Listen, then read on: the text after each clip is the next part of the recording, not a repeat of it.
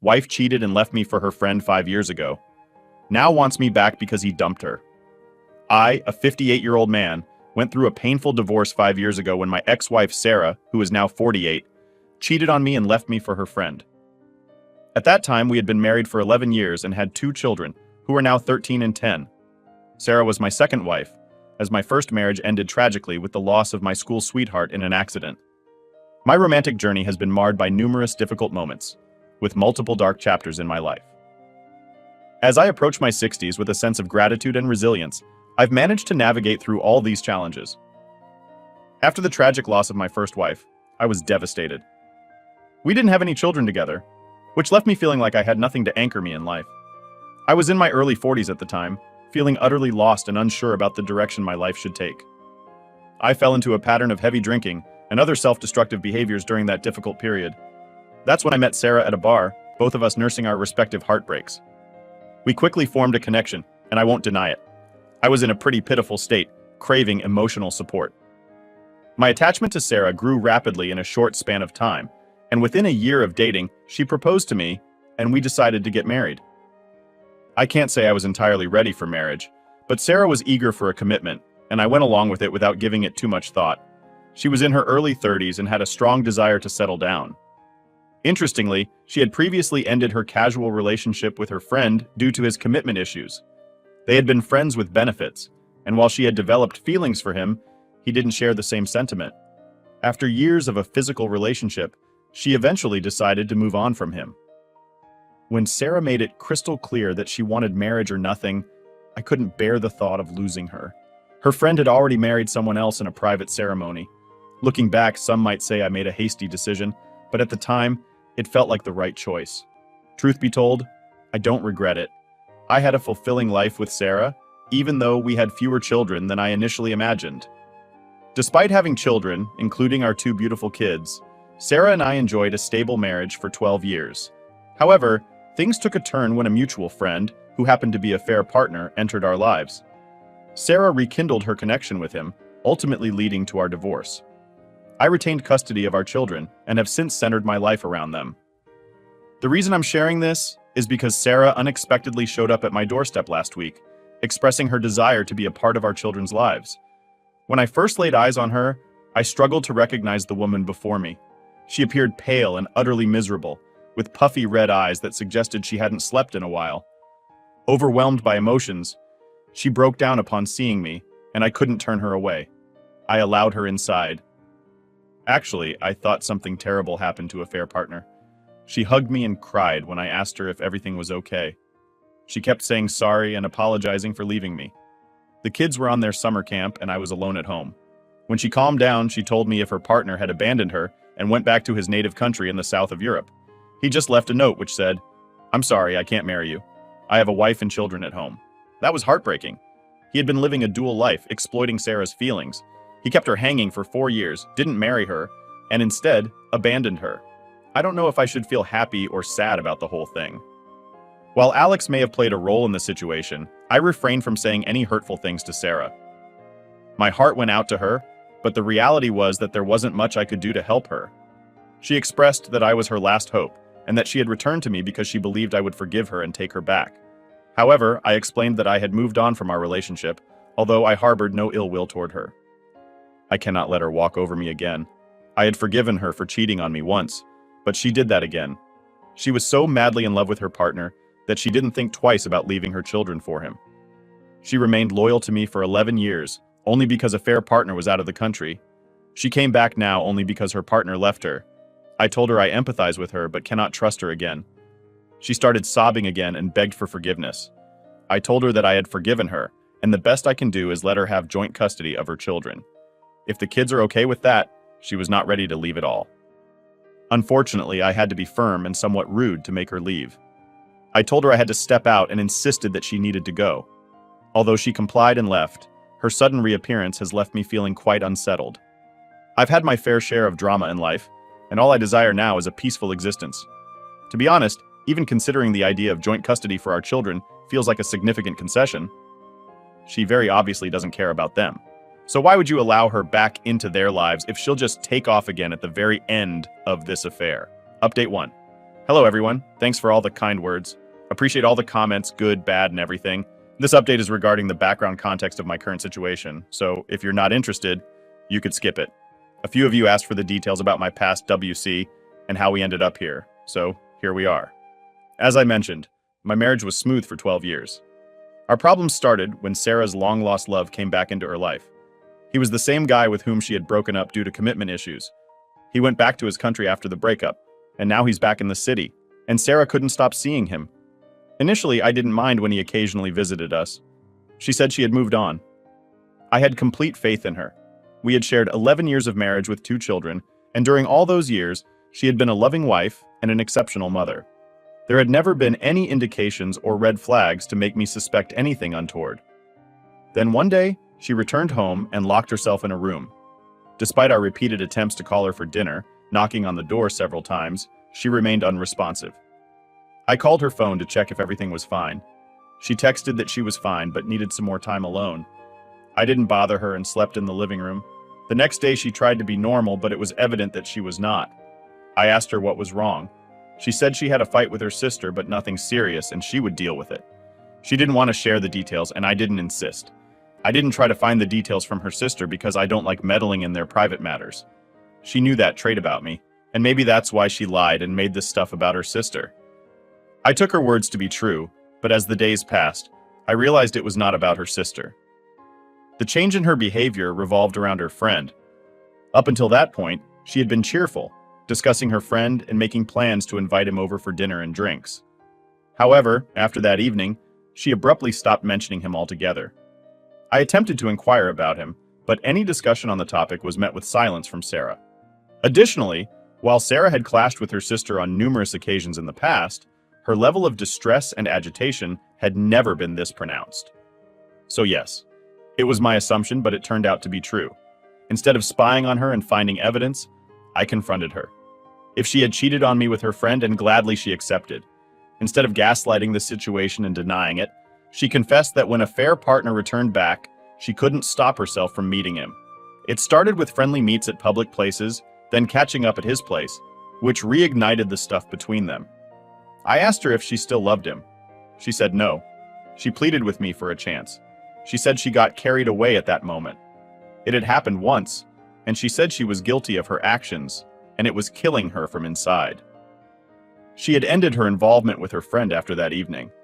Sarah confessed that she had feelings for him when they were together, but he never reciprocated her emotions and had used her solely for physical reasons. She broke down and made heartfelt promises about never betraying me again. Despite my own hurt and confusion, I found myself falling for her all over again. I was deeply wounded, but I was determined to salvage our marriage for the sake of our children. The younger one was barely 4 then. Divorce meant separation from my children, and I couldn't fathom that. You could say I was weak for not taking that severe step. I forgave her and gave another chance to my marriage. I made it clear that if she ever betrays me, that would be it. And cheating doesn't only mean sexual relationships. I won't forgive her, even if it's just emotional. She agreed. We rebuilt our relationship and went on date nights and vacations. It went smooth for a few months until I got suspicious again. This time I didn't let the red flags slide. Sarah cheated on me once, and this time I was super cautious. It was like 4 years ago, so I don't remember the details accurately. However, the dynamics of our relationship didn't substantially improve. She continued to be distant and absent-minded, failing to allocate enough time for me. Our children often appeared moody at home, yet they smiled while texting and giggled while talking to others on the phone. Sarah remained glued to her phone, and she actively avoided any intimacy in our relationship. Her mood hadn't improved either, leaving me feeling disconnected once more. I confronted her head straight, but she didn't admit anything was wrong. She indeed played defensive and tried to gaslight the situation by making it about me. She blamed me for not trusting her. She played the victim that I was constantly keeping an eye on her because she had cheated once and all that. I tried to defend myself, but realized it was futile, so I did what everyone does in this situation: look for evidence to expose her. I snooped into her phone and found she had not changed the password, which meant there was nothing in the phone. There were chats with a venture partner, but it was a normal conversation for a month ago at the time that she had first cheated on me. I couldn't find anything on her phone. I was thinking of other means to find the cheating. But before that, she confessed. She got to know that I checked her phone. She said that if I was doubting her, I would eventually uncover the truth. So better she comes clean. She said she tried to distance herself after the first confrontation, but he begged her to return. She had initially avoided her friend, fearing that it would create problems in our relationship. However, this time, he assured her of his love and commitment, expressing his intention to marry her once he sorted out some personal matters. So they decided to keep their relationship a secret. She admitted to feeling guilty about cheating on me, but couldn't resist the opportunity to be with her affair partner. I realized that she had never truly stopped loving him, but had suppressed her feelings due to his past commitment issues. Now that if her partner was serious about her, she couldn't resist. She asked for a divorce, and I wanted custody of my children. I felt she also wanted to get rid of the children because she immediately agreed and requested me to let her meet them weekly. I nodded, but she had to break this news to the children, and she could use any reason she wanted. But it shouldn't show me in any negative light. She told the children that we were divorcing because we fell out of love. It was difficult for them. We went through a lot of tears and pleadings from the children to reconcile.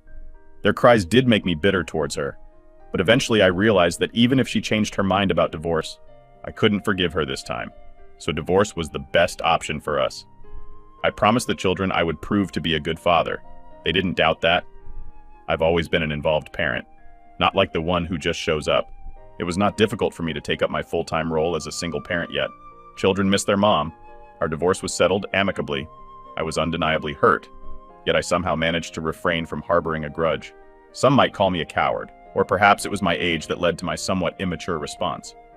Regardless, I made the decision to let her go. Those initial months were exceptionally challenging, particularly with our younger child. I tried my best to provide them with multiple vacations, trips, picnics, and all sorts of activities to keep them happy. Sarah visited them once a week, but eventually, she relocated with her partner to Alabama. By then, the children had moved on, and so did I. In the last 4 years, the children have grown to be kind, resilient, and emotionally strong. Sarah used to call them after moving out from here. Initially, the children used to hang up on her and despise her, but with time, they became forgiving and understanding. They're now cordial with her.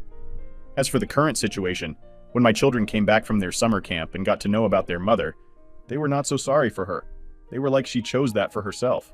I tell you, these young generation kids, they freaked out when I told them about my proposal of joint custody. They refused to see her or live with her. I reassured them that nothing would be settled without their approval, emphasizing that it was ultimately their decision.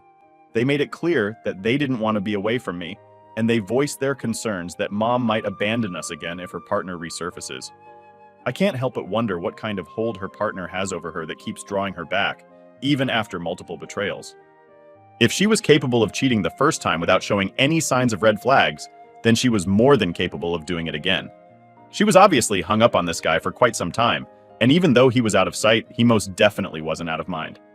After finding out your partner is cheating, it seems only fair to be able to ask questions and seem suspicious. It's a well-known fact that a cheater who gets defensive when asked random questions often has something to hide. As for an update, I've come to the realization that dealing with Sarah requires a certain level of thick skin. To those who may have labeled me a simp, I'm not quite sure what that means, but I can say that I'm definitely an old school guy. And yes, quite literally, I'm 58 years old. We don't hunt down women and scorch them down. If they stop loving us, we let her go. However, this doesn't mean we let them walk all over us. We draw that line to no bad feelings for negative comments. But yeah, just wanted to clarify things on behalf of all the old school men. So Sarah came back again. This time the kids were at home. They flipped out on seeing her. I asked them to be well behaved. They spoke to her for some time and then pushed off to their room. Sarah asked me if I had given a thought about reconciliation. I said reconciliation is not on the table for sure, and also the children don't want to stay with her, but I'm okay if she could convince them. I don't want to make assumptions, but it does seem like Sarah might not be keen on having children either. She mentioned that she couldn't afford to have the children with her and had been staying on an old friend's couch, someone who could ask her to leave at any time. While I was aware of her financial struggles, I had no inkling of just how dire her situation was before we got married.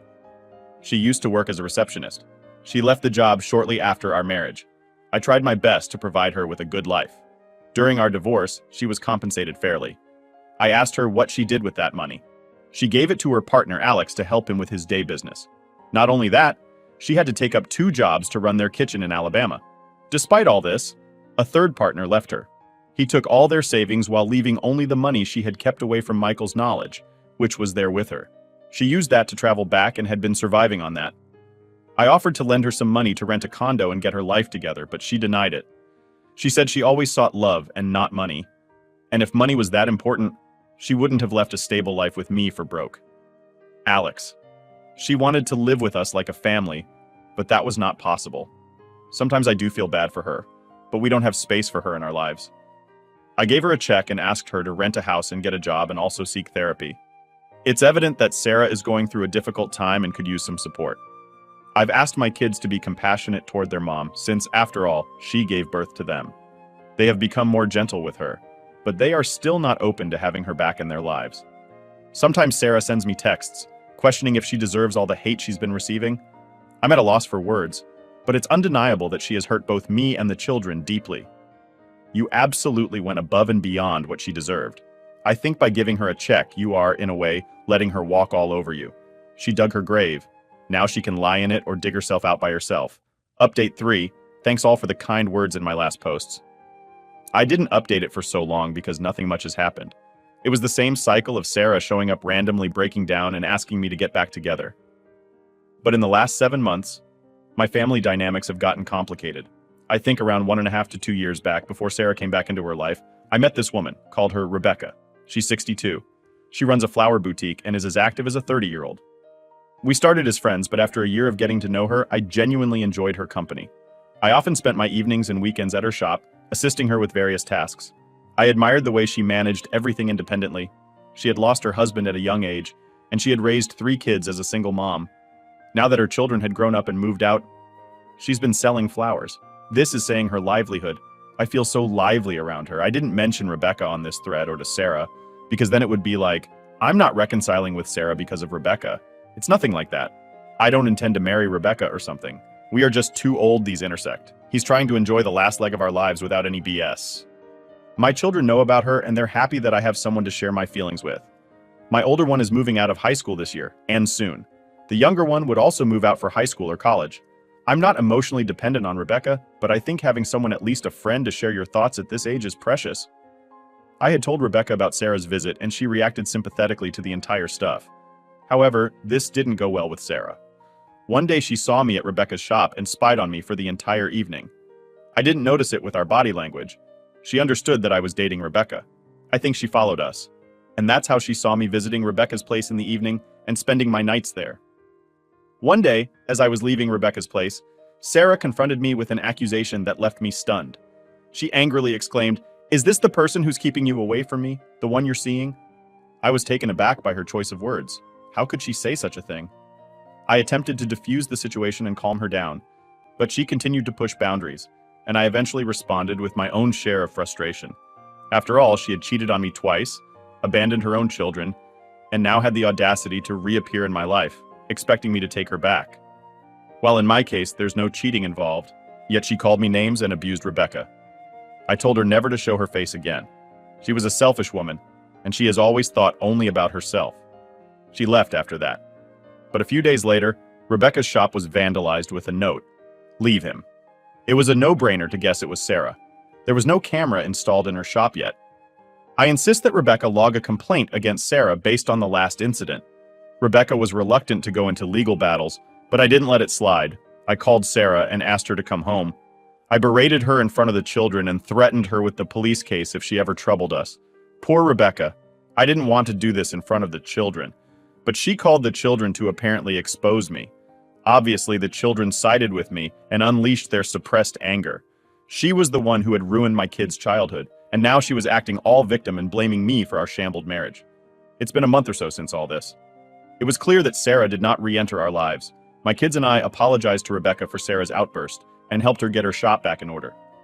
My children have been insisting that I marry Rebecca before they leave for college, but neither Rebecca nor I have any desire to enter into marriage again, even though we share a deep love for each other. I've yet to voice these feelings to her. I don't want to get into this marriage crap again. I don't think it's for me. I'm happy being a father of 2 children, and Rebecca's boyfriend, Michael. This is exactly why you don't enable the people who wrong you. Because in some way they twist things around and think they have a chance with you, which they shouldn't. She didn't deserve your time or energy in the first place. What do you make of Opie entertaining Sarah when she came crawling back? Thank you for joining us today. Be sure to like and subscribe and hit that notification bell so you don't miss out on our next video. See you next time.